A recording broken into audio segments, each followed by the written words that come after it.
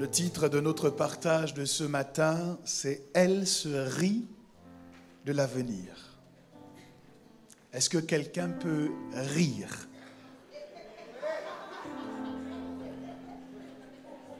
On dirait que les femmes sont plus à même de rire. Est-ce que quelqu'un peut rire? Je voudrais que tu penses à ton futur et que tu commences à rire. Il y a plusieurs raisons qui peuvent nous pousser à rire. Lorsque nous voyons, nous pensons au futur glorieux que Dieu a prévu pour nous, nous n'avons d'autre choix que de rire. Je ne sais pas, peut-être que le présent ne te donne pas envie de rire, mais assurément ton futur doit te donner envie de rire, parce que ton futur est composé de promesses divines. Or, je connais les projets que j'ai formés sur vous. Ce sont des projets de paix et non de malheur. Ton futur est glorieux. Ton avenir est glorieux. Ton avenir est puissamment béni. Ton avenir manifeste la bonté et la grandeur de ton Dieu. C'est pour cela que tu peux rire de ton avenir. Le texte que je voudrais vous partager se trouve en Proverbes, chapitre 31, au verset 25. Notez également la référence Éphésiens, chapitre 5, au verset 32. C'est d'ailleurs cette référence que je vais lire en premier. C'est l'apôtre Paul qui parle du mariage et qui dit « Ce mystère est grand ». Je dis cela par rapport à Christ et à l'Église. Il explique que le mariage est un mystère et que le mystère du mariage est en lien avec la relation de Christ et de l'Église. Alléluia.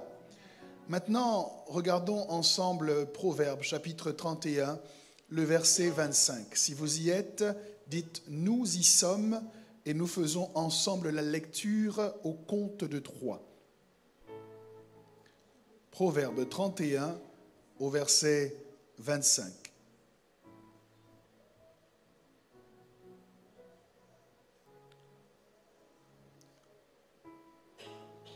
Vous y êtes?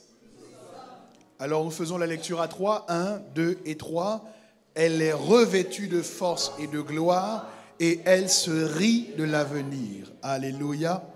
Gloire à notre Dieu. Il y a un autre passage que je voudrais que nous lisions. Il se trouve dans Matthieu. Matthieu chapitre 16 au verset 18. C'est Jésus qui parle à Pierre après que Pierre lui ait donné la révélation au sujet de qui il est. Jésus répond à Pierre « Et moi je te dis que tu es Pierre et que sur cette pierre je bâtirai mon église et que les portes du séjour des morts ne prévaudront point contre elle. » Amen. Je reviendrai sur ce passage tout à l'heure, mais je veux commencer en commentant le texte de Proverbe 31, 25 qui a donné le titre de notre prédication de ce matin. Proverbe 31, 25 est la conclusion et la finalité d'une longue description qui est faite au sujet d'une femme que l'on appelle la femme vertueuse. Est-ce qu'il y a des femmes vertueuses à Providence ? J'en suis convaincu. Si tu ne dis pas Amen pour toi, je dis Amen pour toi. Il y a des femmes vertueuses à Providence. Alléluia. Et le texte de Proverbe 31 commence au verset 1er en indiquant qu'il s'agit des paroles d'un roi qui se nomme Lémuel. Paroles du roi Lémuel. Lémuel, le roi, transcrit dans le texte de Proverbe 31 les conseils que sa mère lui a donnés au sujet du mariage et au sujet de la femme qu'il devait épouser. Et les analystes ou les chercheurs n'arrivent pas à identifier clairement qui est le roi Lémuel.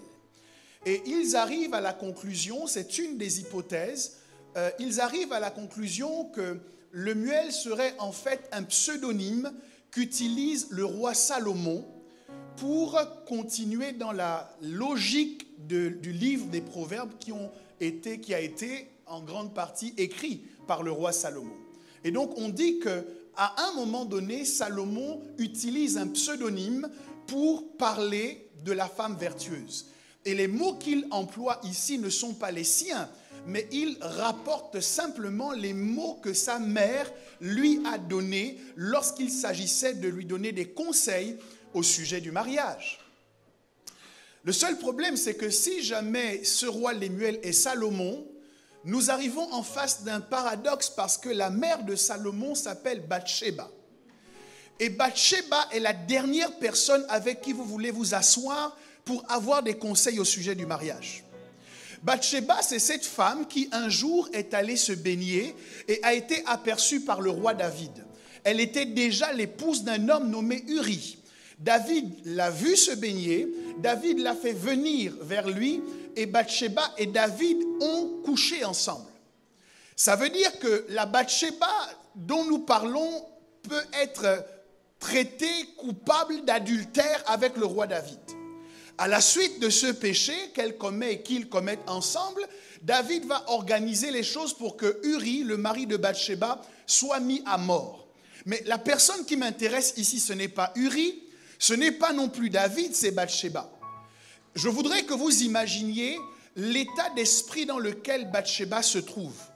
Lorsque tout le monde en Israël la regarde en disant « Est-ce que ça, ce n'était pas la femme d'Uri ?»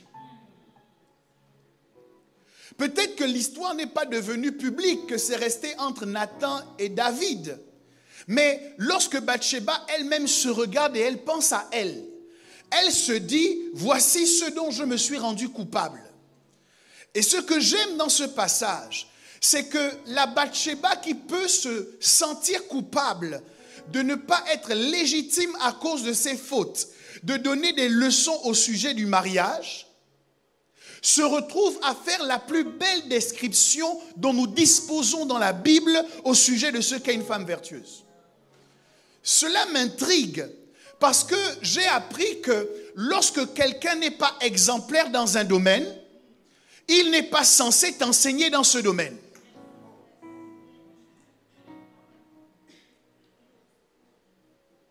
Nous jugeons régulièrement les gens qui nous donnent des conseils et nous observons un peu leur vie en nous demandant si vraiment les conseils qu'ils nous donnent sont de bons conseils parce que nous voulons voir le résultat de leurs conseils dans leur propre vie.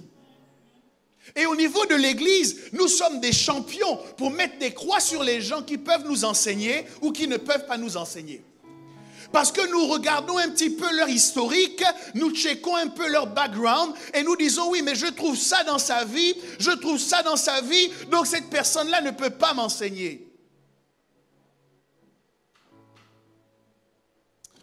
C'est une erreur que même le monde ne commet pas. Le monde est rempli de penseurs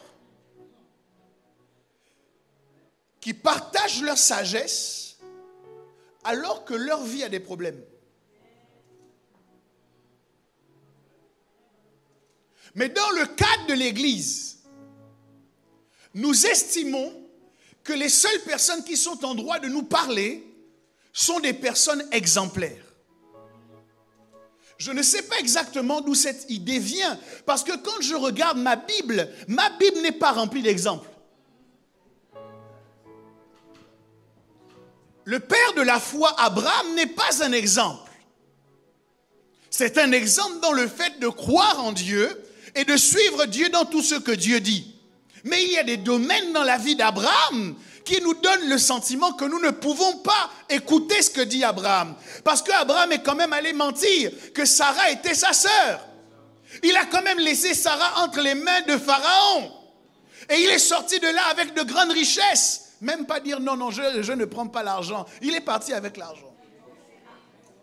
Lorsque Isaac, patriarche de son état, ou plutôt Jacob, patriarche de son état, se retrouve dans une situation où il doit obtenir la bénédiction de son père, il ne manque pas, avec le concours de sa mère, de mentir à leur père pour choper la bénédiction.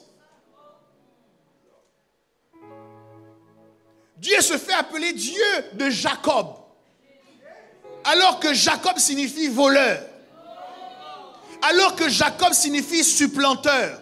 Je suis au regret de vous annoncer que Dieu n'est pas uniquement le Dieu des personnes pures, des personnes parfaites et des personnes justes. Dieu est aussi le Dieu des exemples et le Dieu des contre-exemples. Il est aussi le Dieu des pécheurs, il est aussi le Dieu des gens impurs, il est aussi le Dieu de tous ceux et celles qui ne sont pas à la hauteur de nos standards de purification, de moralité ou de perfection. Dieu est le Dieu de tous. Peut-être que quelqu'un ici se sent comme Bathsheba. À cause de ton histoire de vie, tu as décidé de déchirer ta capacité de donner des conseils. À cause de ton parcours, tu dis, moi je ne parlerai jamais dans tel domaine parce que je n'ai pas réussi. On n'a pas besoin que tu aies réussi. Même de tes échecs, on en a besoin. Parce que celui qui n'a pas réussi peut t'expliquer comment ne pas réussir. Il peut te dire, si tu ne veux pas te retrouver dans la même situation que moi, voilà ce qu'il ne faut pas faire. Et il peut te dire, quand je vois les actes que tu poses, ça ressemble aux actions que moi-même j'ai posées et qui m'ont emmené là où je suis. Donc pour équilibrer ta vie, tu as besoin de deux garde-fous. D'un côté, tu as besoin des exemples, mais de l'autre côté, tu as besoin des contre-exemples. Ces deux catégories de personnes ont toute leur place dans notre vie. Tu as dit non, moi je ne parlerai pas d'argent parce que mes finances, c'est une catastrophe. Tu peux expliquer comment ne pas gérer l'argent. Tu peux expliquer. Tu peux leur dire que, écoutez, si vous gérez votre argent de telle manière, voilà comment vous allez. Ah, que Dieu m'aide à dire ça à quelqu'un. Quel que soit le mal que le diable t'a fait, le diable ne t'a pas enlevé la capacité d'influencer positivement la vie de quelqu'un. Quels que soient les échecs que tu as connus dans ta vie, les échecs ne te retirent pas la capacité d'inspirer quelqu'un. Quels que soient les problèmes par lesquels tu es passé, ça ne te retire pas la capacité de booster la destinée de quelqu'un. On a demandé à Thomas Edison, mais qu'est-ce que ça vous a fait d'avoir échoué tant de fois avant d'inventer l'ampoule? Il a dit, je n'ai pas échoué toutes ces fois. J'ai découvert des moyens de ne pas fabriquer une ampoule. La Bible est remplie de contre-exemples. Si David existait de nos jours, David ne pourrait prêcher dans aucune église. Vous me dites c'est l'Ancien Testament, mais allons voir l'apôtre Paul, meurtrier de son état. S'il existait aujourd'hui, il ne pourrait prêcher dans aucune église. Et puis allons questionner l'apôtre Pierre, hypocrite de son état. Lorsqu'il est avec Paul, il fait genre, non, je ne judaïse pas, j'accepte les non-juifs. Dès que les juifs arrivent, il change. L'apôtre Paul le regarde, il est hypocrite. Mais c'est Pierre que vous lisez dans vos Bibles. C'est Paul que vous lisez dans vos Bibles. Maintenant, quand ton frère veut te parler, tu dis, tu es qui pour me parler?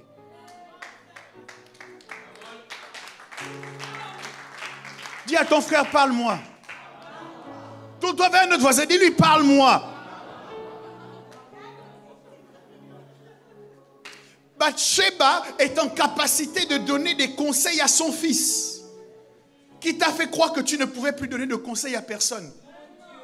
Parce que tu as commis une erreur, mais qui n'en a jamais commis? Tu sais, les gens dont on accepte les conseils, généralement on accepte leurs conseils parce qu'on n'est pas au courant de leurs erreurs. Tant qu'on n'est pas au courant de leurs erreurs, on les met en haut. Mais laisse-moi te dire, hein, même s'ils sont en haut comme ça, ils ont aussi commis des erreurs. Est-ce que quelqu'un me comprend? C'est Bathsheba qui parle à Salomon et elle lui dit des choses extraordinaires. Elle lui décrit la femme vertueuse. Elle lui prodigue un enseignement de qualité. Dans l'enseignement de Bathsheba, vous ne trouvez pas d'encouragement à aller se baigner de temps en temps dans un endroit où un roi peut te voir. Ce n'est pas parce qu'elle a fait ça qu'elle va te donner le conseil de faire exactement la même chose. C'est justement parce qu'elle a fait ça qu'elle sait que c'est pas bon. On ne va pas là-bas, ça cause des problèmes. Elle va t'arrêter, dit ne te baigne pas là-bas. Parce qu'il y a des bains qui t'identifient à la mort et à la résurrection de Jésus. Et puis il y a d'autres bains qui t'emmènent. Elle a la capacité de distinguer les deux bains parce qu'elle a testé un et elle sait là où ça conduit. Nous avons des problèmes dans nos églises parce que nous avons des gens qui parlent mais qui n'ont pas d'histoire. Ils parlent, mais ils n'ont aucune expérience. Et quand ils parlent, ils ne peuvent pas vous dire exactement ne va pas là-bas à cause d'eux. Et nous sommes chrétiens souvent depuis longtemps. Et nous sommes en Christ. Et nous perdons de vue la grâce que nous avons d'être chrétiens parce que nous ne savons pas ce que souffrent les non-chrétiens. Et il faut parfois qu'un non-chrétien qui a bien duré dans le monde se convertisse et qui s'asseye à côté de toi et qui te dise, tu sais, dans le monde, hein, la vie que tu vois là, c'est pas les paillettes. C'est pas les boîtes de nuit. La vie que tu vois dans le monde, c'est le maraboutage. La vie que tu vois dans le monde, pour avoir la bénédiction, toi tu viens à l'église, tu pries Dieu, tu es bien habillé, tu es bien parfumé. Mais dans le monde, pour avoir la bénédiction, tu dois te mettre tout nu et aller danser dans un cimetière à minuit, avec le risque que quelqu'un dans ton quartier te croise. Il faut parfois que des non-chrétiens se convertissent, des païens se convertissent et vous expliquent que la vie du monde, vous ne devez pas la désirer. Vous ne devez pas regretter d'être chrétien pour aspirer au monde parce qu'il n'y a rien de bon dans le monde. Est-ce qu'il y a un ancien mondain qui peut crier « il n'y a rien de bon dans le monde » ? Dis encore plus fort, il n'y a rien de bon dans le monde. Mais toi, tu ne peux pas dire ça parce que comme moi, tu es pratiquement né à l'église. Qu'est-ce que tu connais du monde?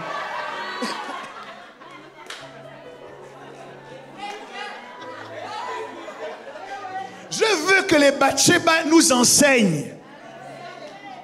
Je veux que les gens qui ont des expériences catastrophiques puissent s'asseoir parfois pour nous parler. Parce que tant que tu n'as pas entendu les conclusions et les conséquences, il y a un type de vie que tu vas continuer de mener. Et même quand tu marches dans la sanctification, tu te regardes toujours de l'autre côté en disant, mais si seulement, peut-être que.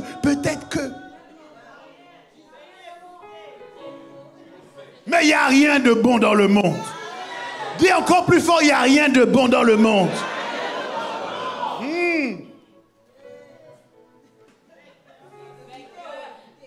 Et puis, ce qui m'intéresse ici, ce n'est pas tellement Bathsheba, ça c'était pour introduire. Ce qui m'intéresse ici, c'est la personne que Bathsheba décrit. Elle parle d'une femme, elle présente toutes ses qualités, et à la fin, elle dit, elle se rit de l'avenir. Je me suis demandé, mais qu'est-ce qui donne à cette femme le droit de se rire de l'avenir? Parce que, contrairement à ce que vous pensez, ce n'est pas naturel de se rire de l'avenir. J'ai même l'impression que le naturel nous emmène dans le sens totalement inverse. Généralement, lorsque nous pensons à l'avenir, ce n'est pas les rires qui nous inspirent. Les gens qui pensent à l'avenir ont peur de mourir. Les gens qui pensent à l'avenir ont peur que les choses empirent. Les gens qui pensent à l'avenir ont peur de voir tous ceux qu'ils ont passé une vie à construire se détruire. Généralement, les gens qui pensent à l'avenir ne se laisse pas gagner par l'envie de rire. Pour quelle raison cette femme peut regarder l'avenir en confiance, en toute sérénité? Dans le cadre de ma réflexion, je me suis dit, certainement elle peut se rire de l'avenir à cause des actions qu'elle a posées. Parce que dans tout le passage, on dit ce qu'elle fait. On dit, elle pose tel acte, elle pose tel acte, elle pose tel acte. Je me suis dit, certainement les actes que nous posons nous donne une certaine confiance par rapport à l'avenir. Et dans un sens, c'est vrai. Parce que la loi de la semence et de la récolte marche toujours. Si tu veux que ton avenir s'envisage en confiance, il faut que tu t'organises pour que ce que tu mets en semence soit conforme à ce que tu veux récolter. Ça veut dire que si jamais tu sèmes l'amour, tu vas récolter l'amour. Si tu sèmes le bien, la bonté, tu vas semer, tu vas récolter ces choses. Et donc, lorsque nous posons des actes bons dans le présent, nous sommes en droit de nous attendre à une moisson qui est excellente. Je voudrais que tu demandes maintenant à ton voisin, qu'est-ce que tu sèmes? Parce que la façon dont tu sèmes détermine si vraiment tu t'aimes. Il y a des gens qui s'aiment, mais dans leur semence, vous découvrez leur détestation de leur propre personne. Parce que tu ne peux pas t'aimer et semer de la pourriture. Tu ne peux pas t'aimer et semer des mauvaises choses. Tu ne peux pas t'aimer et semer de mauvaises actions. Parce qu'un jour ou l'autre, tu vas les récolter. Est-ce que tu t'aimes? Ça doit se voir dans ta semence. Et donc j'ai regardé ce qu'elle faisait. Je me suis dit, certainement, c'est le résultat de tout ce qu'elle fait qui lui permet de penser l'avenir en confiance. Je veux encourager un homme, une femme aujourd'hui à poser la question de la qualité de sa semence. Parce que cela te permettra de vaincre la crainte qui t'habite au sujet de l'avenir. De te dire, je ne peux pas me retrouver endetté puisque jamais je n'ai emprunté. De poser des actes aujourd'hui qui correspondront à ce que tu veux expérimenter et vivre demain. Et puis, j'ai été embêté dans ma réflexion parce qu'il y a un autre homme dans la Bible qui s'appelle Job, qui, comme la femme vertueuse, a posé beaucoup de bonnes actions. Job faisait des offrandes même pour des choses qui auraient pu se passer. Il dit quand ses enfants se rassemblaient, il se disait peut-être qu'ils ont offensé Dieu. Et donc il faisait des offrandes au cas où. Tu vois, le niveau d'offrande de Job surpassait le niveau d'offrande des chrétiens aujourd'hui. Tu vois, il faisait des offrandes au cas où. Donc je n'ai pas encore la certitude que ça s'est passé. Mais je préfère faire l'offrande maintenant parce qu'on ne sait jamais. Donc Job aurait dû être en capacité, lui aussi, de se rire de l'avenir. Et ça aurait été dangereux pour lui parce que l'avenir ne lui réservait pas que de bonnes choses. J'ai découvert que même quand il faisait cela, avant même que Dieu n'ait commencé à parler avec le diable, Job 3, 25 dit « Ce que je redoute, c'est ce qui m'atteint. Ce que je crains, c'est ce qui m'arrive. » Ça veut dire que Job et les offrandes qu'il apportait démontrent l'état d'esprit dans lequel il était. Job faisait le bien. Job posait de bonnes actions, mais Job avait peur du lendemain. C'est justement parce qu'il avait peur du lendemain qu'il faisait certaines actions bonnes aujourd'hui. Donc nous avons deux personnages. Job d'un côté qui fait le bien, mais qui ne se rit pas de l'avenir, au contraire, qui a peur du futur. Et la femme vertueuse qui fait le bien, mais qui, elle, se rit de l'avenir. Ça veut dire que la raison pour laquelle on peut se rire de l'avenir ne se situe pas uniquement dans les œuvres. Combien de personnes ont posé de bonnes actions et se sont retrouvées quand même dans les problèmes? Combien de personnes ont le sentiment de n'avoir fait que du bien autour d'eux et se retrouver avec une récolte mauvaise? Combien de personnes se retrouvent un jour en se disant « Mais comment ça peut m'arriver à moi ?» quand ils regardent tout l'investissement qu'ils ont matérialisé dans la vie des uns et des autres. Ça veut dire que les bonnes actions que nous posons ne garantissent pas que l'avenir sera en confiance.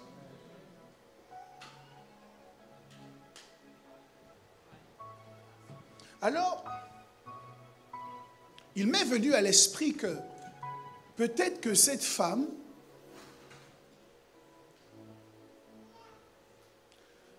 dont il est question dans Proverbe 31, 25,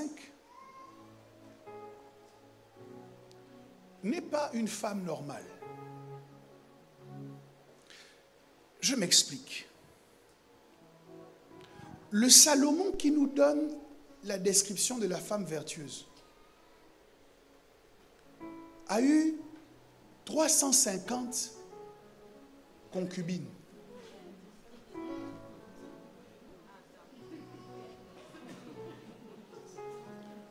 Comment tu as le CV de la personne et à aucun moment tu ne la trouves?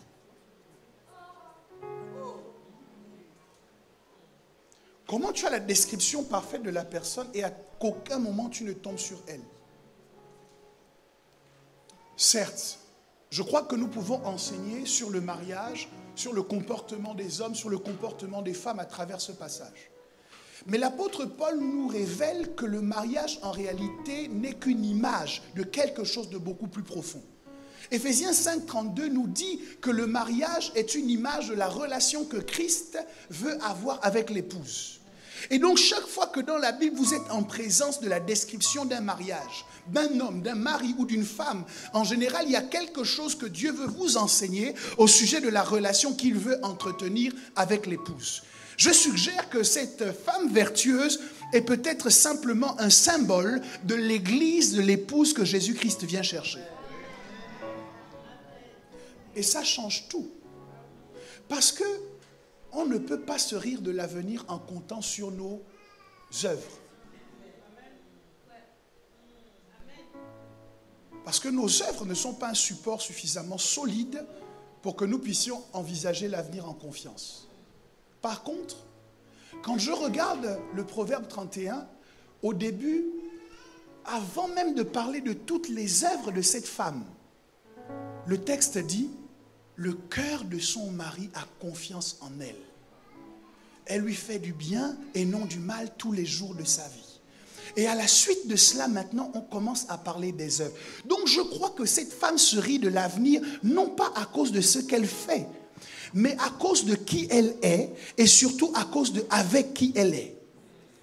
C'est le principe même de l'Église. Ce n'est pas le principe d'une femme naturelle, c'est le principe de l'Église. Église, nous ne sommes pas en confiance par rapport à notre futur à cause de ce que nous faisons, mais à cause de ce que Jésus-Christ a fait.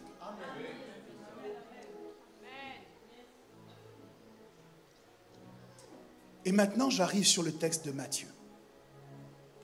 Qu'est-ce que Jésus-Christ a fait qui permet à l'épouse, à l'Église, d'être celle qui se rit de l'avenir? Qu'est-ce que Jésus a fait? Un jour, alors qu'il se déplaçait avec ses disciples, Jésus leur pose la question « Qui dit-on que je suis ?» Ils répondent, certains disent que tu es Élie, d'autres disent que tu es Jean-Baptiste. Jésus leur dit, et vous, qui dites-vous que je suis? Ils répondent, c'est Pierre qui prend la parole et qui lui dit, tu es le Messie, le Fils du Dieu vivant. Jésus le regarde et lui dit, ce ne sont ni la chair ni le sang qui t'ont révélé ces choses, c'est mon Père qui est dans les cieux. Et moi je te dis que tu es Pierre. Et sur cette pierre, je bâtirai mon église. Quelqu'un dit, tu es Pierre. Et sur cette pierre, je bâtirai mon église. La première chose dans cette déclaration qui doit justifier que l'église peut se rire de l'avenir, c'est le lieu dans lequel Jésus fait cette déclaration. Jésus ne parle pas de la sorte en Samarie, en Galilée ou dans n'importe quelle zone géographique. Il attend de se retrouver dans une ville qui s'appelle Césarée. C'est à Césarée que Jésus fait la déclaration de naissance de l'Église. Et le lieu n'est pas anodin parce que Césarée s'appelait auparavant Panéas. Panéas était une ville qui était dédiée au dieu païen de la victoire qui s'appelle Pan ou Pan. Ce dieu qui s'illustre par le fait qu'il jette la panique, c'est de là que vient le mot panique. Il jette la panique sur ses adversaires pour avoir le dessus sur eux. Et Jésus attend d'être dans la ville qui est dédiée au Dieu de la panique. Donc à celui qui a fait de la peur son arme favorite. Et Jésus décide de faire cette déclaration dans cette ville-là. Il vient dire dans la ville de la panique, je bâtirai mon église.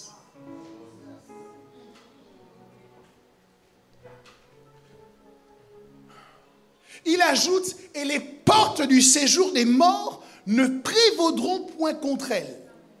Or, dans la ville de Césarée, il y avait une grotte gigantesque qui était effrayante de prime abord, que l'on avait baptisée la porte de l'enfer. Jésus fait cette déclaration dans la ville du Dieu païen qui utilise la panique pour effrayer ses adversaires. Et il établit de prime abord que les armes de ce Dieu-là n'auront aucun impact sur l'Église. Donc là où le futur doit effrayer les gens, l'Église ne peut pas être effrayée parce qu'elle a été enfantée au sein même d'une déclaration de guerre contre le Dieu qui utilisait la panique. Et Jésus a dit que l'Église aurait toujours le dessus sur lui. Est-ce que quelqu'un me comprend? Alors, Je dis que la création même de l'Église la met dans une position de supériorité par rapport à toute raison d'être effrayé. Si vous voulez qu'un enfant vive sans connaître de complications dès sa naissance, vous vous assurez que l'accouchement va se passer dans un environnement sécurisé qu'on appelle la maternité. La maternité est particulière parce que tout le monde fait attention à ce qu'il n'y ait aucun danger qui puisse nuire à la vie de l'enfant.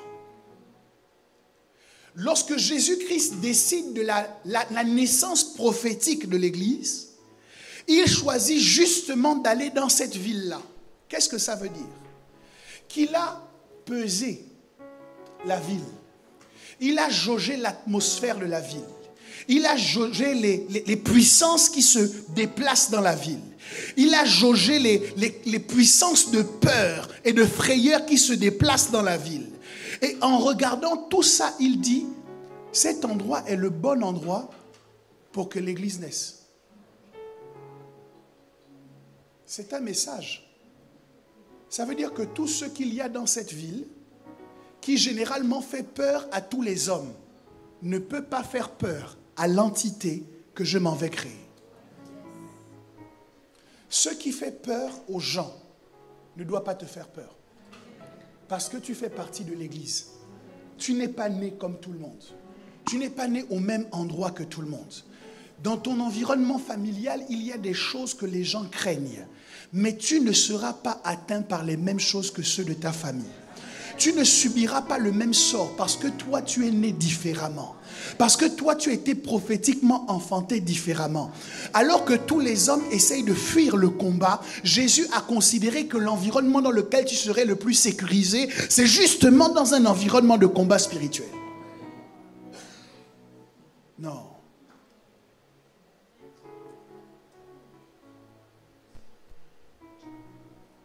Il dit, je bâtirai mon église. Et l'une des choses qui nous pose problème avec cette déclaration, c'est que nous pensons automatiquement à une déclaration religieuse. Et quand nous entendons le mot église, nous l'associons systématiquement à la religion, au rassemblement des hommes et des femmes qui vont prier, qui vont louer, qui vont adorer. Vous devez savoir que Jésus n'a pas inventé le mot église. Le mot église vient du grec ecclésia, la contraction de deux mots, qui signifie appeler hors d'eux. Cette étymologie nous est précieuse parce qu'effectivement, en tant qu'église, nous sommes appelés hors du monde, nous sommes appelés hors du péché. Je croyais que quelqu'un allait dire amen. En tant qu'église, tu es appelé hors de la malédiction. Tu es appelé hors des mêmes difficultés que tout le monde a. Tu es appelé hors des statistiques. Tu es appelé hors des limitations humaines. Tu es appelé en dehors du plafond on dit qu'on ne peut pas dépasser. Tu es appelé au-delà de ces limites-là. Mais lorsque Jésus fait la déclaration, le mot ecclésia ne s'utilise plus dans le sens de son étymologie. Il a revêtu au fil du temps un autre sens. C'est le mot assemblée. Et Jésus dit, je bâtirai mon assemblée. Ce mot, au moment où Jésus l'utilise, est un terme politique. Parce qu'il parle en vérité du même mot qu'on emploie pour parler des parlementaires à l'Assemblée nationale. Il dit, je bâtirai mon Assemblée nationale, mes parlementaires à moi, et en vérité leur rôle ce ne sera pas de prier, de jeûner, de chasser les démons, parce que les parlementaires ne se réunissent pas pour prier, les parlementaires se réunissent pour décréter des lois, pour fabriquer des lois et pour s'assurer que les lois soient mises en pratique. Donc lorsque Jésus dit « Je bâtirai mon église », il dit qu'il va rassembler des hommes et des femmes qui ont gagné une élection qui ne se gagne pas sur la terre, mais qui se gagne dans le ciel. Et ces gens auront un mandat qui n'est pas de 3 ans ou de 5 ans, mais ils auront un mandat éternel. Et ils n'auront pas une provision qui est liée à la richesse du gouvernement terrestre dans lequel ils sont, mais ils bénéficieront d'une provision qui est liée à la richesse du royaume qui les a envoyés. Et le pouvoir dont ils disposeront ne sera pas limité par les facultés du pays où ils sont, mais il sera déterminé par le pays qui les a envoyés. Il dit, je bâtirai mon assemblée de parlementaires. Et lorsqu'ils se rassembleront, ils ne parleront pas seulement avec leur force, mais leurs bouches mettront les anges en mouvement. Leurs bouches mettront les démons en fuite. Leur bouche déclarera des choses et les choses arriveront. Je bâtirai mon église. Ça veut dire que quand on te voit, on doit t'appeler honorable. Parce que c'est comme ça qu'on appelle les députés. Dis à ton voisin, bonjour, honorable. C'est pour ça que dans l'église, il doit y avoir beaucoup d'honneur. C'est pour ça qu'on doit se respecter les uns les autres. Parce qu'on n'est pas des éleveurs de cochons. Nous sommes des députés, bien sûr, il n'y a pas de saut métier. Mais on doit se parler avec honneur. On doit se parler avec révérence, avec respect. On doit se parler d'une certaine manière par égard pour la position dans laquelle Jésus nous a mis. Quand il a dit, je bâtirai mon église. Et de grâce, lorsque nous nous rassemblons, ayons conscience du pouvoir qui est entre nos mains. Nous avons le pouvoir de faire et de défaire. Il dit, je te donnerai les clés du royaume. Ce que tu lieras sur la terre sera lié dans le ciel. Oh, un parlementaire national n'a de pouvoir que dans la nation où il est. Mais un parlementaire du royaume des cieux a un pouvoir qui implique la terre et qui impacte le ciel. Qui impacte le ciel et qui impacte la terre. Est-ce que quelqu'un m'entend? Jésus a dit, je bâtirai mon église. Et il pensait à toi.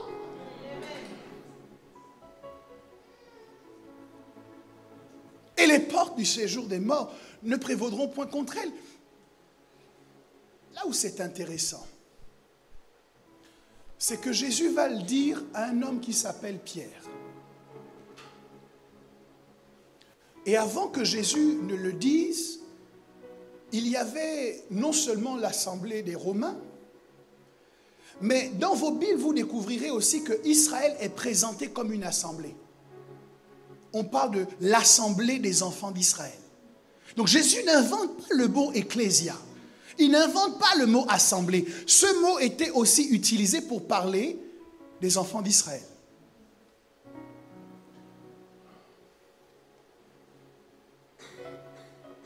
Il lui dit, tu es Pierre, et sur cette pierre, je bâtirai mon église. Le mot Pierre que Jésus emploie ici n'est pas le même mot dans les deux phrases. Ouais. Il lui dit, tu es Pétro. Et sur cette Pétra, je bâtirai mon église. Le problème, c'est que Pétra n'est pas seulement le féminin de Pétro. C'est que les deux mots ont un sens totalement différent. Pétro signifie le caillou. Et Pétra signifie le rocher. Il dit à Pierre, tu es un caillou. Et sur ce rocher, je bâtirai mon église. Il n'est pas en train de dire sur ce caillou. Le pronom démonstratif n'est pas utilisé pour parler à nouveau de Pierre.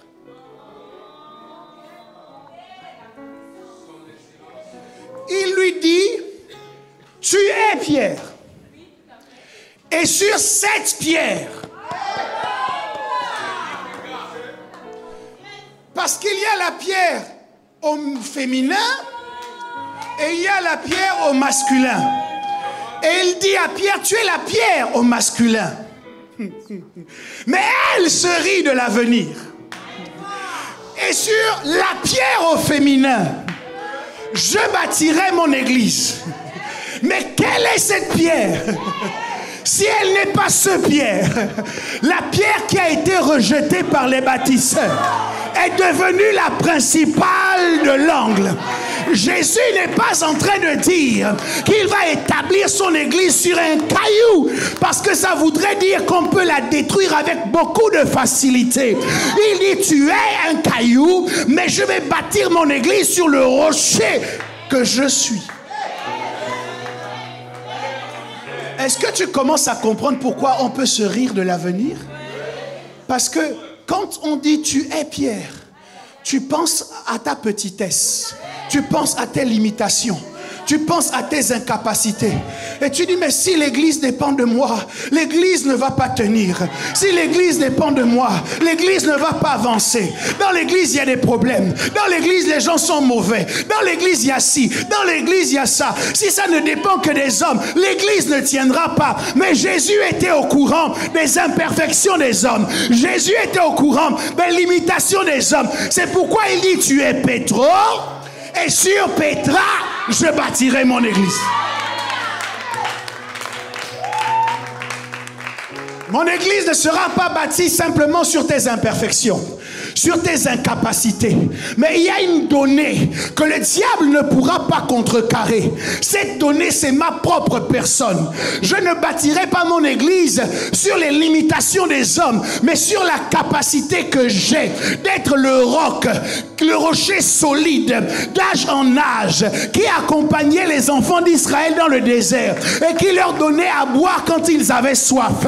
Le rocher des âges, celui dans lequel Moïse a pu se cacher lorsque Dieu est passé par là. Il dit, sur cette pierre,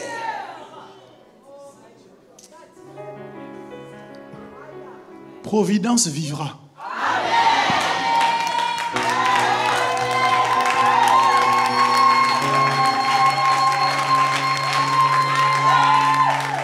Je dis, Providence tiendra. Peu importe les malédictions, Providence vivra. Peu importe les limitations, Providence avancera. Peu importe le diable qui se lève, Providence atteindra ses objectifs. Parce que Providence n'est pas basée sur Pétro, mais Providence est basée sur Pétra. Hey! Ma vie avancera. Parce que ma vie n'est pas basée sur Pétro. Ma vie est basée sur...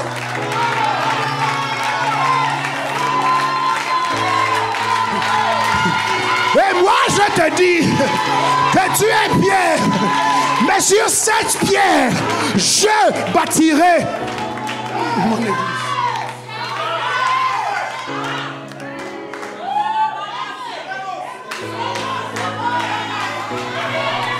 Sur cette pierre, je bâtirai mon église.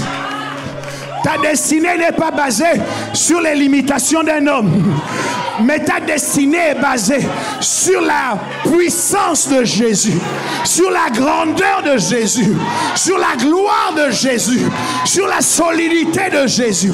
Si on peut tuer Jésus, alors on peut te tuer. Mais comme on ne peut pas tuer Jésus, tu ne mourras pas et tu raconteras les œuvres de l'Éternel.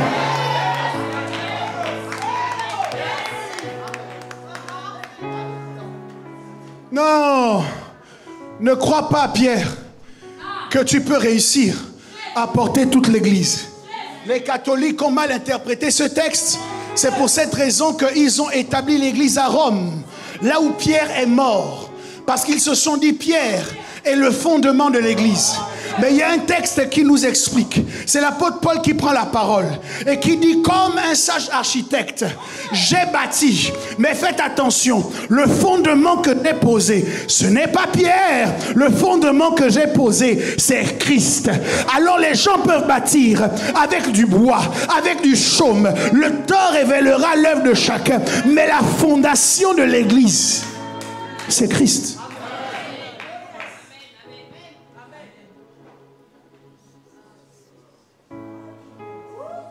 c'est Christ. Christ doit régler un problème. Parce qu'il y a une autre assemblée qui existe. Au moment où il parle, il y a l'assemblée d'Israël.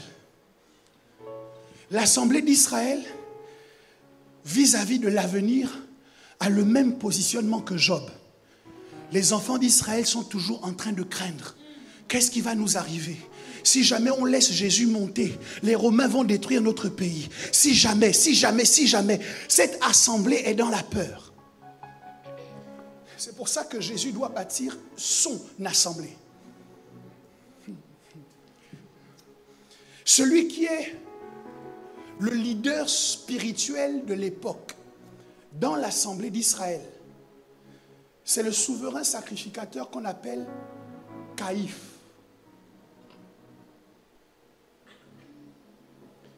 Caïphe a été nommé à ce poste en remplacement d'un ancien sacrificateur qui s'appelait Simon.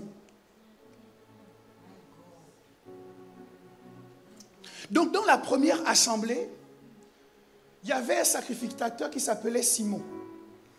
Les Romains ont décidé de le remplacer quand Jésus était âgé de 18 ans. Et donc Jésus a connu le sacrificateur Simon qui a été remplacé par le sacrificateur Caïphe. Et Jésus doit bâtir son église. Il est avantagé parce que dans les apôtres qu'il choisit, il y a un qu'il appelle Simon. Il faut qu'il y ait un passage de témoin. Mais l'équation n'est pas complète. Parce que le Simon de son enfance a été remplacé par Caïphe. Donc il est en face de quelqu'un qui s'appelle Simon. Ce que vous devez savoir, c'est que si nos Bibles sont écrites en grec, Jésus ne parlait pas grec. Jésus parlait en araméen. Donc quand il a dit ça à Pierre, le nom qu'il lui a donné, c'est le nom de la pierre en hébreu. Et en hébreu, la pierre se dit Kéipha.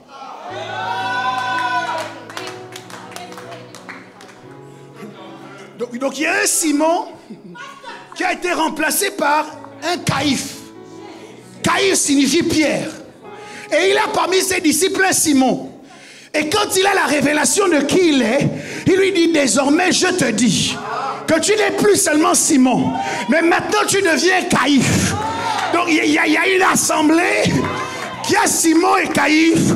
Et Jésus bâtit son assemblée.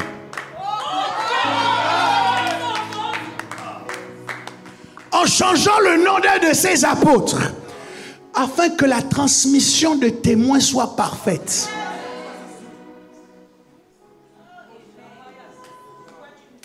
Donc, lorsque Pierre sort de là, Caïphe ne sait pas. Mais il y a une autre assemblée qui va exister. Le changement de poste a commencé à avoir lieu. Il y a une passation qui vient de se faire. Parce que je bâtirai mon église. Et la particularité de mon église, c'est qu'elle ne sera pas tout le temps dans la peur de qu'est-ce qui va nous arriver, comment on va faire.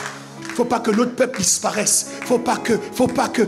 Non. Elle ne sera pas dans la peur. C'est pour ça que je dois la forger dans un territoire où règne la peur. Pour lui montrer que même enfant, tu n'as pas été éteinte par la peur. Et donc quand tu auras grandi, la peur ne pourra pas te vaincre.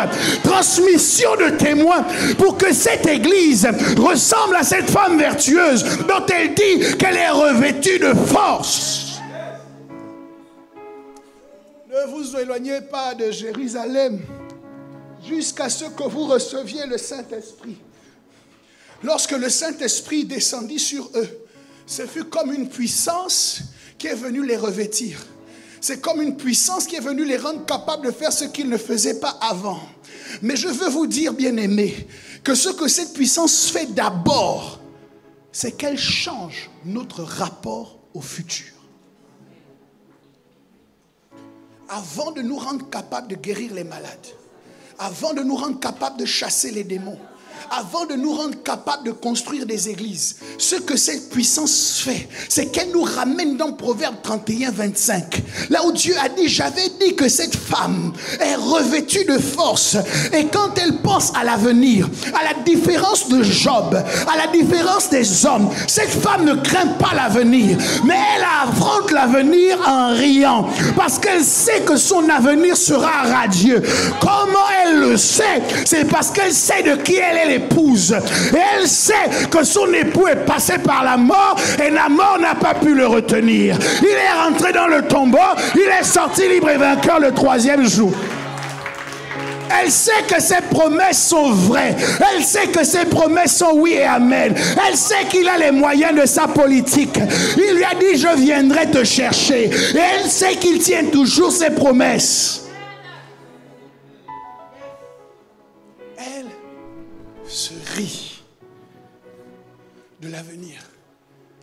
Le diable peut s'agiter comme il veut dans ta vie. Puisque tu es l'Église, ris. Les démons peuvent agresser ta vie comme ils veulent.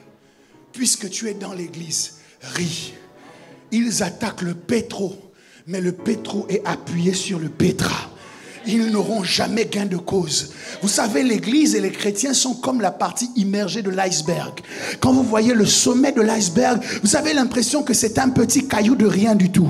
Mais la puissance de l'iceberg réside dans la partie qu'on ne voit pas. Je veux que tes collègues de travail sachent que comme ils te voient là, tu n'es pas simple. Il y a une partie qu'ils ne voient pas qui est extrêmement dangereuse. C'est la négligence d'un iceberg qui a emmené le Titanic à couler. Ça veut dire que tel que tu es, il y a des embarcations que tu vas couler parce qu'on t'a méprisé, parce qu'on t'a négligé. On a négligé le pétro sans savoir que le pétro est appuyé sur le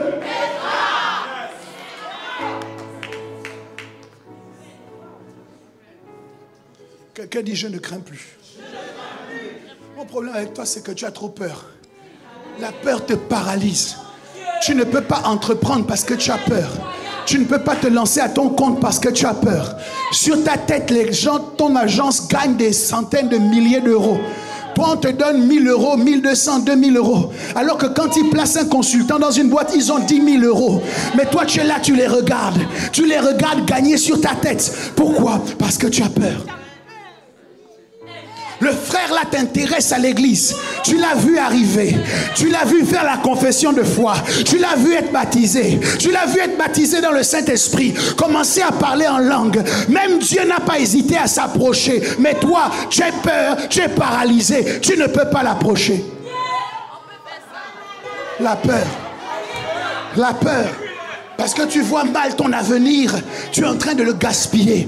Parce que tu vois mal ton avenir, tu perds ton temps. Parce que tu as peur de l'avenir, tu prends du retard. Mais si tu fais ce que Proverbe 31, 25 dit, et que tu commences à te rire de l'avenir, il y a des risques que tu vas commencer à prendre. Tu vas aller voir le frère, tu vas lui parler, tu vas lui dire, moi je suis ton la dièse, et toi tu es mon...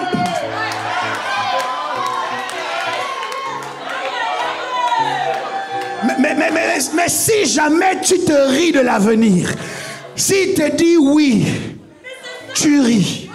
S'il te dit non, tu ris. Parce que tu te ris de l'avenir.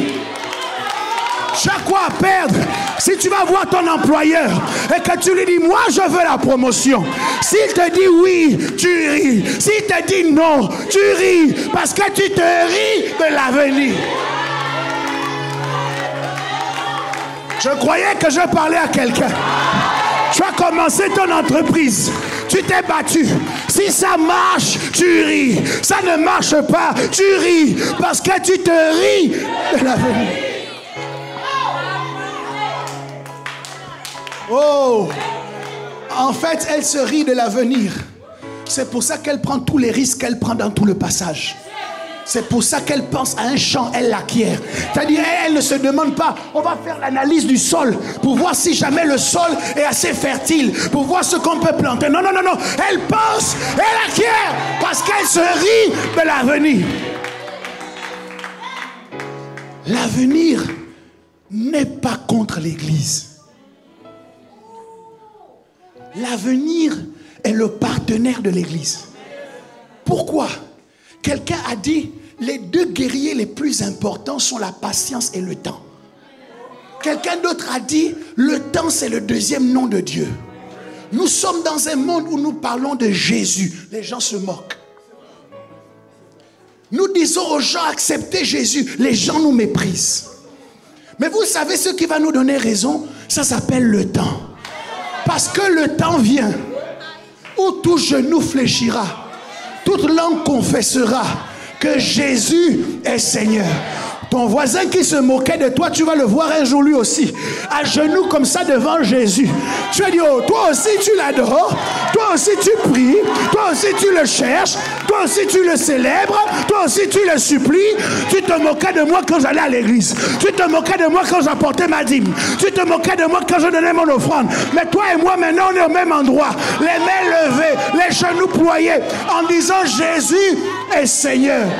Parce que le temps va révéler la vérité. Noé construisait l'arche, les gens se moquaient. Il emmenait les bois, les gens se moquaient. Il rassemblait le matériel, les gens se moquaient. Il rassemblait les animaux, les gens se moquaient. Mais le temps est venu où les écluses des cieux se sont ouvertes. La pluie a commencé. C'est là où tout le monde demandait, tu as le numéro de Noé? Tu as le numéro? Est-ce que tu as son numéro? Mais Noé, ça fait longtemps qu'on n'a pas de ses nouvelles. Est-ce que tu sais encore où il habite? C'est quoi son adresse? Ah, le bateau là, il paraît que c'était là-bas. Tout le monde, mouvement au bateau. Ouvre-nous Noé, pardon.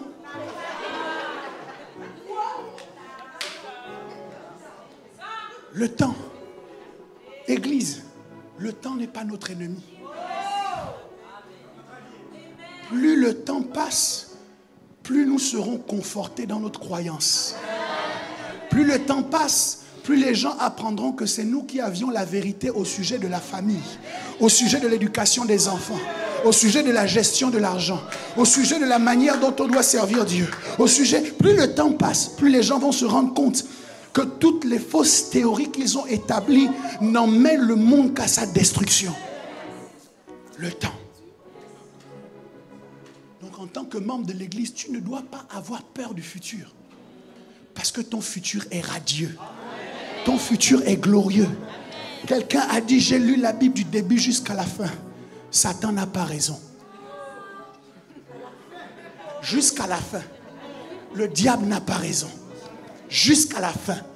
Le mauvais comportement n'a pas raison. Jusqu'à la fin. La méchanceté n'a pas raison. Jusqu'à la fin, l'hypocrisie n'a pas raison, la jalousie n'a pas raison, la méchanceté, les querelles, les disputes, les inimitiés, tout cela, ça n'a pas raison. Tu peux justifier ça aujourd'hui comme tu veux. Mais le temps,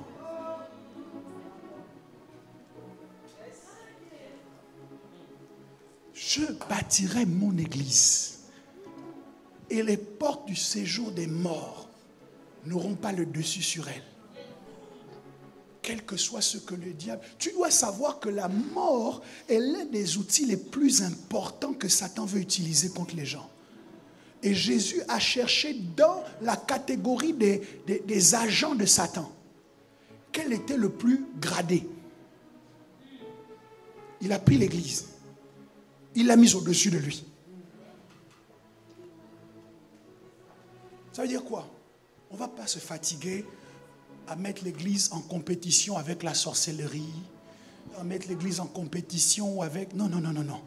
C'est qui le champion chez vous? Parce que Goliath avait lancé le défi.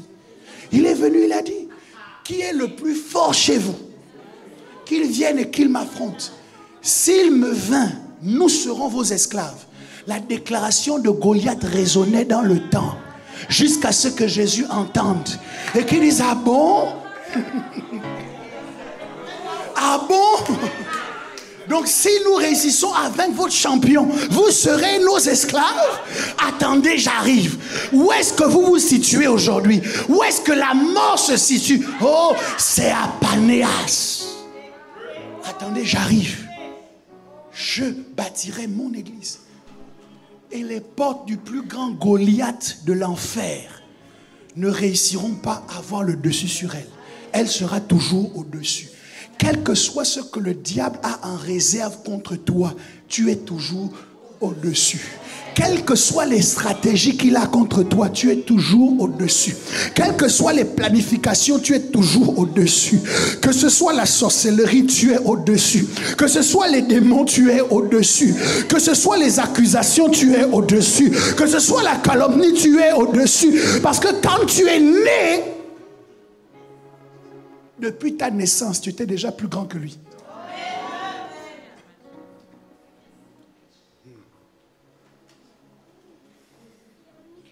Je veux qu'un chrétien arrête d'avoir peur du futur. Prends les risques que tu dois prendre. Depuis que tu essayes de tout faire pour être dans le conservatisme, est-ce que ta vie a changé? Tu vois que rien ne bouge. Depuis que tu es là, oh non, faut pas, oh non, faut pas. Il faut. À un moment donné, il faut. La Bible dit, vous les reconnaîtrez à leurs fruits. Quand tu te rends compte qu'une stratégie n'a pas payé depuis longtemps, à un moment donné, change de stratégie. Change de stratégie. Positionne-toi à la fin du culte, là, juste après la boutique, pour dire comme les pasteurs bonjour, mais seulement à tous les frères qui passent.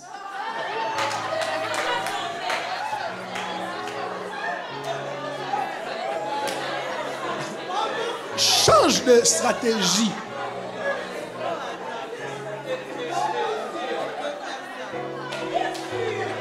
Ça, c'est pour les femmes. Mais les hommes aussi, ils ont besoin d'aide. Que les hommes disent, je ne crains pas le futur. Toi aussi, tu es quand même un homme.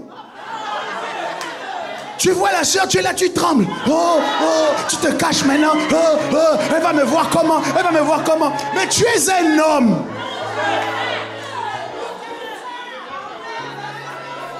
Va. Fais-lui la proposition. Si elle dit oui, tu ris. Elle dit non, tu ris. Pourquoi? Parce que tu te ris de l'avenir.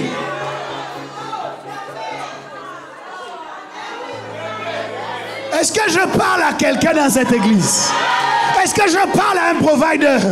Est-ce qu'il y a quelqu'un qui va prendre des risques? Est-ce qu'il y a quelqu'un qui va arrêter de craindre son futur? Ton avenir est glorieux. Je vous assure, moi il y a des rêves. Si je les fais, je ne prie pas. Je ne parle pas des rêves gentils, je parle des rêves mauvais. J'ai fait un mauvais rêve. Je ne prie pas.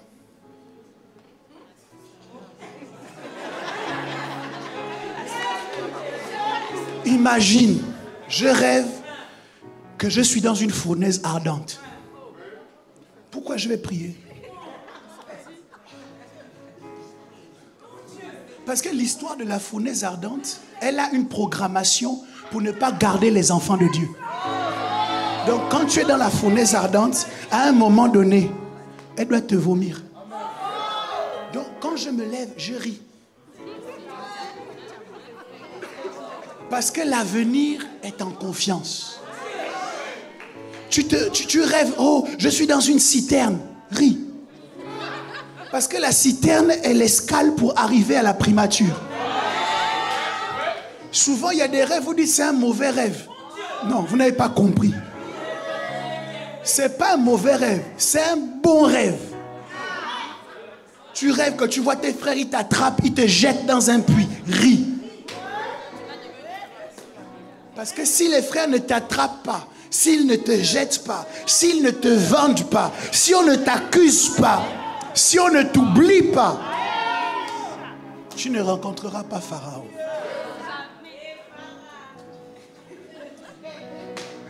Comment tu vis ou tu approches ton futur? En tant qu'enfant de Dieu, tu fais partie d'une assemblée différente. L'assemblée de Jésus n'a pas peur du futur. C'est pour ça que l'esprit et l'épouse disent, viens. On n'est pas le genre de chrétiens qui disent, oh Dieu, ne reviens pas encore, ne reviens pas encore. Non, non, nous on dit, viens. Parce que quand il viendra, la vérité va sortir. On saura qui avait raison entre la grâce matinée du dimanche matin et se lever tôt, habiller vite les enfants, courir pour être à l'heure à l'église, on saura la vérité. On te parle mal dans ton entreprise. Mais tu ne peux pas sortir, tu ne bouges pas parce que tu dis, oh si jamais je démissionne, peut-être que je ne vais pas trouver de travail. C'est comme ça que parlent les gens de l'assemblée de dehors. Mais ceux pour qui l'avenir est un allié sont en confiance. Il dit, je sais que si je pars d'ici, je vais trouver demain. Parce que Pétro est sur Pétra.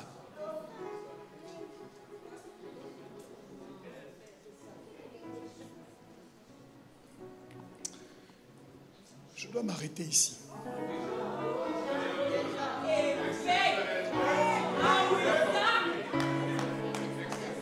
Vous aurez compris que mon but ce matin était de vous parler de l'Église. C'est pourquoi nous allons faire la confession de foi de ce que nous croyons au sujet de l'Église. C'est bien d'être membre de l'Église. C'est bien d'être fidèle à l'Église. C'est bien d'être partie intégrante de l'Église. Parce que l'Église est adossée à un fondement plus solide que toutes les économies de notre siècle. Est-ce que quelqu'un veut prier avec moi?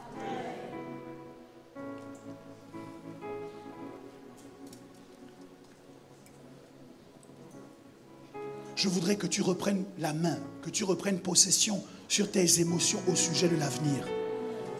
Que tu te dises à partir d'aujourd'hui, je ne crains plus le futur, mais je déclare que le futur travaille pour moi. Mon lendemain sera meilleur que mon aujourd'hui et que mon hier. Mon lendemain est assuré parce que je suis en Jésus, parce que je suis Pétro et je suis appuyé sur Pétra.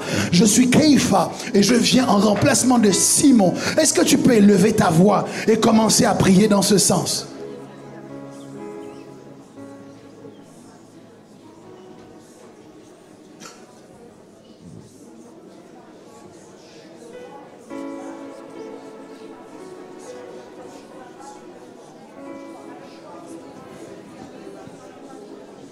Vas-y, vas-y, vas-y, élève ta voix. Reprends la main sur ton futur. Quand tu penses à ton futur, il faut que tu sois en confiance.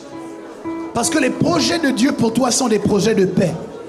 Quand tu penses à l'avenir, tu dois y penser avec assurance. Parce que Dieu veut le meilleur pour toi.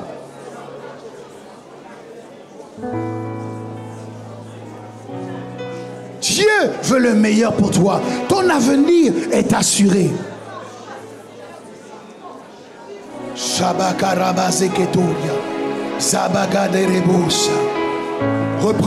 Reprends la main sur ton futur. Reprends la main sur ton avenir. Reprends la main sur ton futur. Reprends la main sur ton avenir. Tu as trop eu peur. Tu étais paralysé par la peur. Mais ce matin, les choses changent. Ce matin, les choses changent. Ah, Makatoyos. Les bagas des broches. Les bagarobos. Likabrokobos. Je reprends la main sur le futur. Providence vivra. Providence tiendra. Nous ne sommes pas appuyés sur Pétro. Nous sommes appuyés sur Pétra. La bagadorivo shikairora. Nous tiendrons. Nous tiendrons. E bagadolobo sikarikos. Leketo robo shibolibos. Shiro, Shiro, Shiro. La katolivase. Le bogoriando lobos. Nous reprenons la main sur notre futur. Nous reprenons la main sur notre avenir. Nous n'aurons pas peur de manquer. Nous n'aurons pas peur du lendemain. Nous n'aurons pas peur parce que notre avenir est en Jésus. Notre futur est en Jésus. Même si je marche dans la vallée de l'ombre de la mort, je sais que je ne mourrai pas parce que j'ai été positionné au-dessus.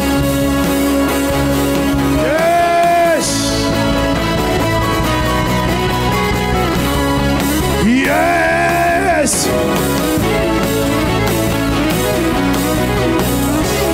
Kabagalorobo Shile Satayas. Ebagadorobo Shamazekelio Satayas.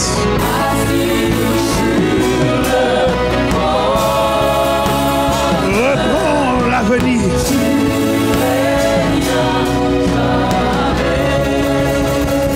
Pendant quelques instants, je voudrais que tu prophétises sur ton futur, que tu dises de bonnes choses. Le diable t'a envoyé des attaques de peur, des attaques de crainte. Commence à dire de bonnes choses.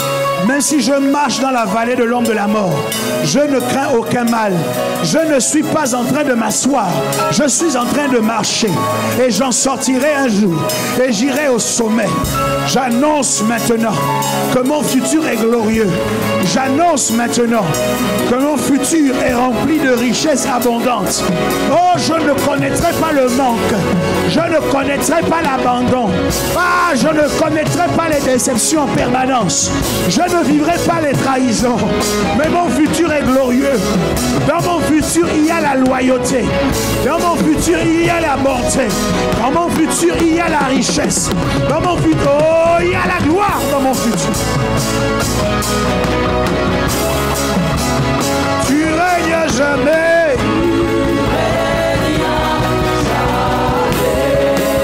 Oui, tu règnes à jamais.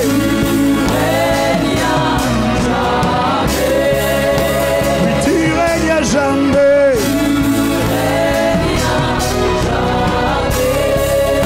Tu règnes à jamais.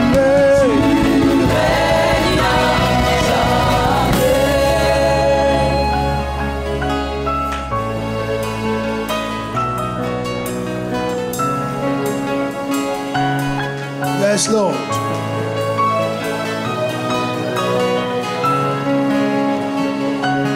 Église, dans ton futur, tu seras enlevé.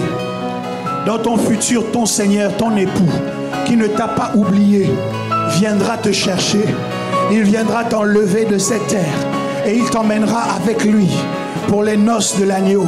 Et après 7 ans de noces, il te ramènera sur la terre afin que tu règnes pour l'éternité avec lui, afin que tu domines sur la terre pour l'éternité. Tu auras le gouvernement de 5 villes, de 10 villes. Les gens te diront bienheureux parce que tu es attaché à l'Éternel. Ton futur est glorieux.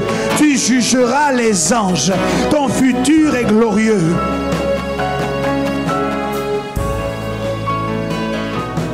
Si vous le pouvez, prenez avec moi maintenant vos supports, que ce soit vos tablettes ou vos téléphones, et regardons sur notre site internet providenceeglise.com à l'onglet « Nous découvrir ». Nous allons voir notre confession de foi. Il y a un petit onglet en bas, vous mettez « En savoir plus » et vous scrollez jusqu'à l'article « Église ». Si la communication ou l'audiovisuel ont le support, ils peuvent le mettre sur l'écran géant. Sinon, nous le regardons sur nos téléphones portables. L'article de confession de foi de Providence au sujet de l'Église. Si vous y êtes, dites « Nous y sommes ». Je vous laisse encore quelques instants pour que nous le lisions tous ensemble. Providenceeglise.com, onglet Nous découvrir, en savoir plus, et vous scrollez jusqu'à l'article L'Église. Si vous y êtes, dites Nous y sommes. Nous commençons la lecture au compte de 3. 1, 2 et 3. Nous croyons que l'Église est le corps de Christ, dont Jésus est la tête et dont les membres sont ceux qui ont véritablement reçu Christ par la foi.